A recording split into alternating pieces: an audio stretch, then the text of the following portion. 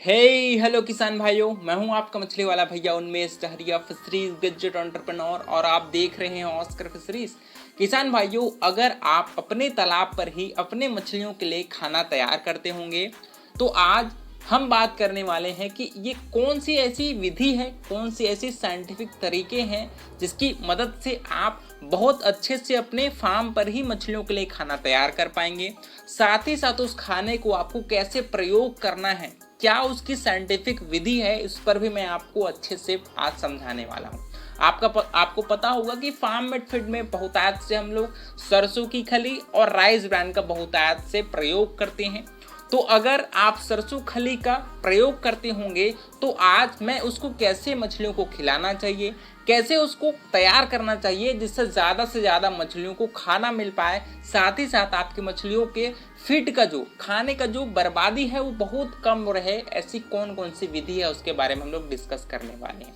सबसे पहले आप जब भी फार्म मेड फीड तैयार करिए मछलियों के लिए तो आपको तो सबसे पहले फीड चार्ट को एक प्रॉपर फॉलो करना है, क्योंकि फीड चार्ट में ही आपको समझ में आता है कि मछलियों को कितने भोजन की जरूरत है ना। तो सबसे पहला काम आपको अपने खाने को तौल लेना है। मान लीजिए आप 5% मछलियों के भार के अनुसार से मछली को फिट करा रहे होंगे तो आपको 5 किलो मान लीजिए सरसों की खली आपने तौल लिया, 2.5 किलो आपने राइस ब्रान तौल लिया, 2.5 किलो आपने मक्का की जो गेहूं का आटा आता है, मक्के का आटा आता है, उसको आपने अपने फीड में मिला दिया।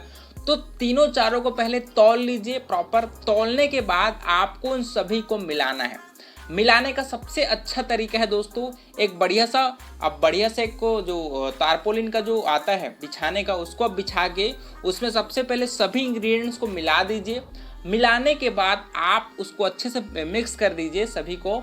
उसके बाद दोस्तों आप एक बड़ा सा कढ़ाई लीजिए, कढ़ाई में सभी को डाल करके उसमें पानी डाल दीजिए और उसको कम से कम 5 से 10 मिनट आप उसको अच्छे से पका लीजिए।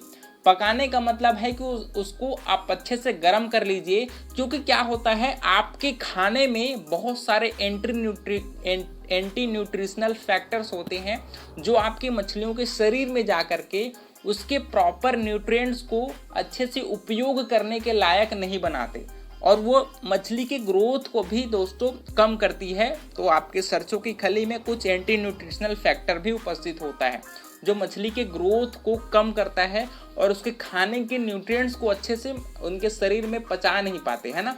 तो उसको ख़त्म करने के लिए आपको अपने खाने को थोड़ा आग में उसको पकाना चाहिए।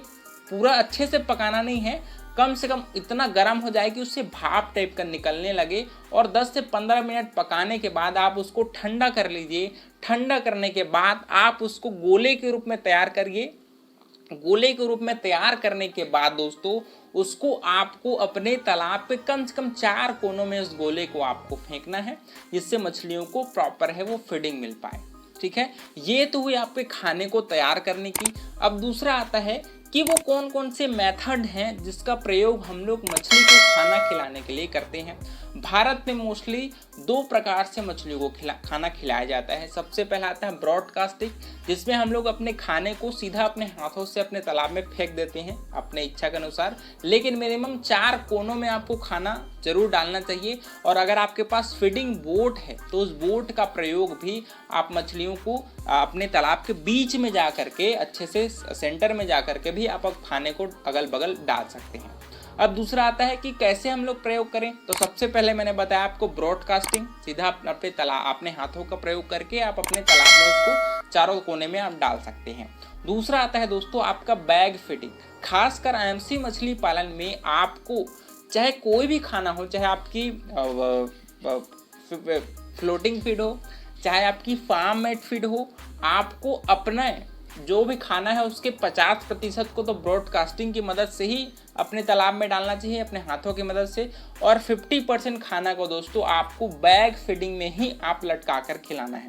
बैग फीडिंग क्या होता है, हम लोग पर एकड़ कम से कम 5 बैग को अपने तालाब के अलग अलग कोनों में या फिर एक साथ लंबा सा रस्सी बांध दीजिए और इसमें कम से कम 4 बैग जो आलू का जो बोरा आता है जिसमें पहले से छेद होता है दोस्तों, उसका प्रयोग आप अपने तालाब में एज अ बैग फीडिंग उपयोग कर सकते हैं। आलू के बोरे का ही आप प्रयोग करिए कि उसमें पहले से छेद रहता है।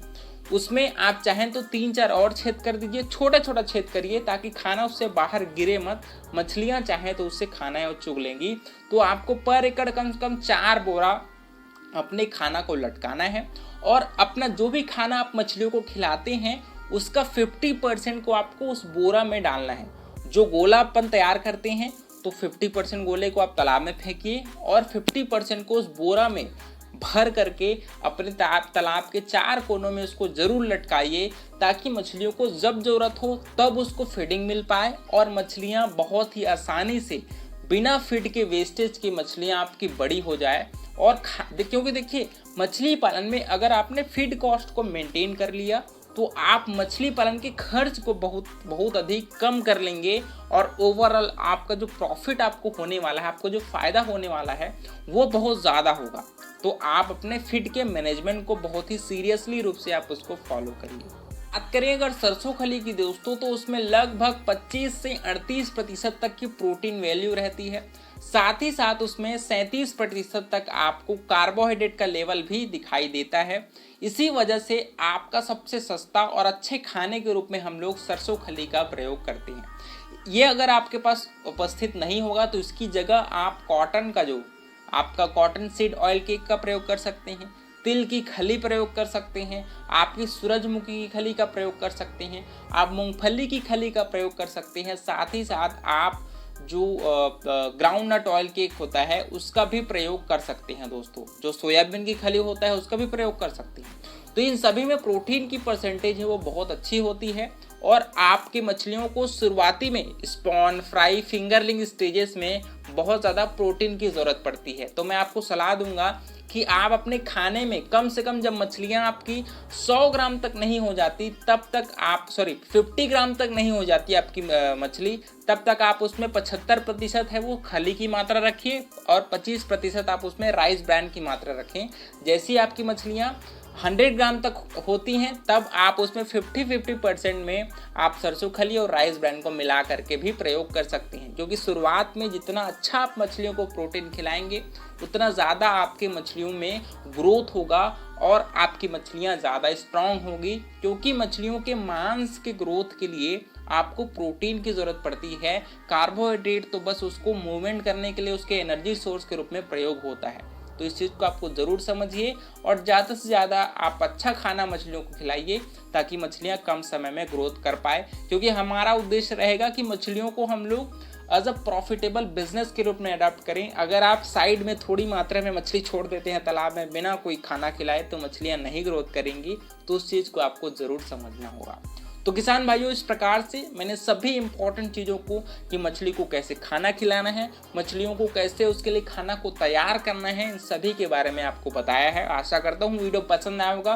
वीडियो पसंद आया होगा तो वीडियो को लाइक ज़रूर करिए। ऑस्कर फिशरीज पर नए हैं तो चैनल को सब्सक्राइब करना बिल्कुल मत भूलिएगा। मिलता है अगले वीडियो में किसान भाइयों, तब तक के लिए बड़ों का सम्मान करिए, छोटों को प्यार करिए और खुद का ढेर सारा ख्याल रखिए। Thank you, thanks for watching.